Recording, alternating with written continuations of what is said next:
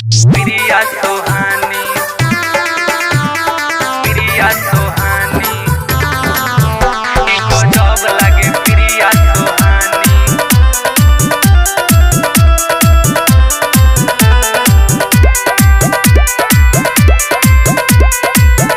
एको जब लागे प्रिया सुहानी। फेसबुक स्टाइल लइले बिया, लइकन के सब पगलइले बिया।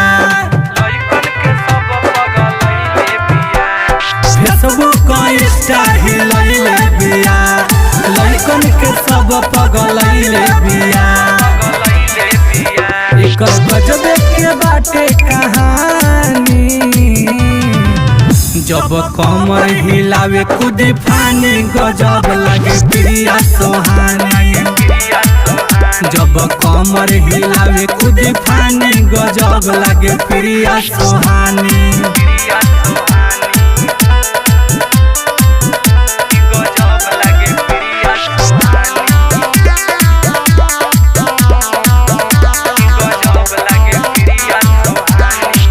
वीडियो बनावतिया पेन्ही के साड़ी, देखी दीवाना भइले भैया के साड़ी।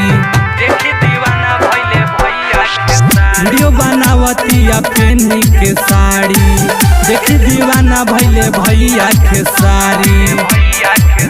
एकर कमर लागता कमानी,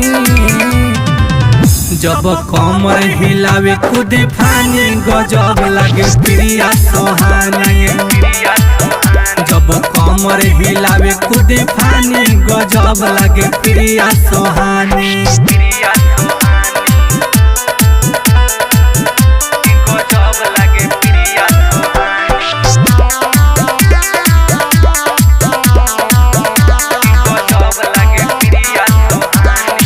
रंजय भइल बाटे करे दीवाना, जया से देखले बा खात नइखे खाना।